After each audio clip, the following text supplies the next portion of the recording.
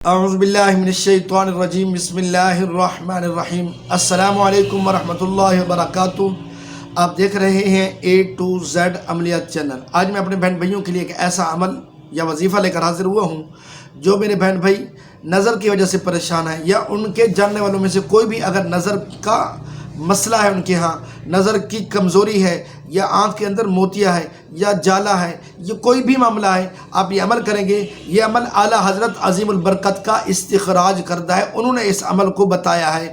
تو آپ یقین کر کے جب یہ عمل کریں گے تو انشاءاللہ العزیز اللہ کے فضل سے آپ نظر کی وجہ سے یا آنکھوں کی کوئی بھی تکلیف ہے، ان مسائل سے آپ بہتر انداز سے نکل پائیں گے اور اپنی نظر کو بڑھا سکیں گے۔ اپنے قرآن شریف کی ایک آیت ہے فَكَشَفْنَا عَنْكَ غِطَاءَكَ فَبَصَرُكَ الْيَوْمَ حَدِيدٌ۔ اس آیت کو آپ نے ہر نماز کے بعد آپ نے پڑھنا ہے۔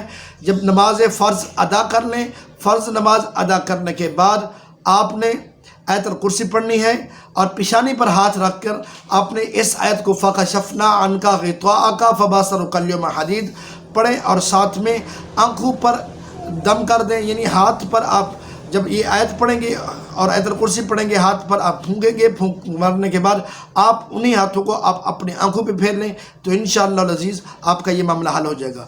اگر کوئی چاہتا ہے کہ یہ معاملہ جلد حل ہو تو اس کا بہترین طریقہ یہ ہے کہ اس آیت کو صاف کاغذ پر لکھیں، اور ساتھ میں یہ جو آپ کو نقش نظر آ رہا ہے اس نقش کو بھی لکھیں، اور اس نقش کے چاروں طرف آپ نے اس آیت کو لکھ لینا ہے، اور ساتھ میں آپ نے اس آیت کو لکھنے کے بعد ایک دھاگے کے اندر یا کسی خاص چیز کے اندر جیسے آپ کو ایزی لگے، آپ اس کو بند کر کے تعویذ کو آپ جس آنکھ کی طرف پریشانی ہے، جالا ہے، موتیا ہے، اس آنکھ اور کان کے درمیان والی جگہ پر اس سر میں اس تعویذ کو پہنیں، اور اس درمیان والی جگہ پر اس کو لٹکا دیں۔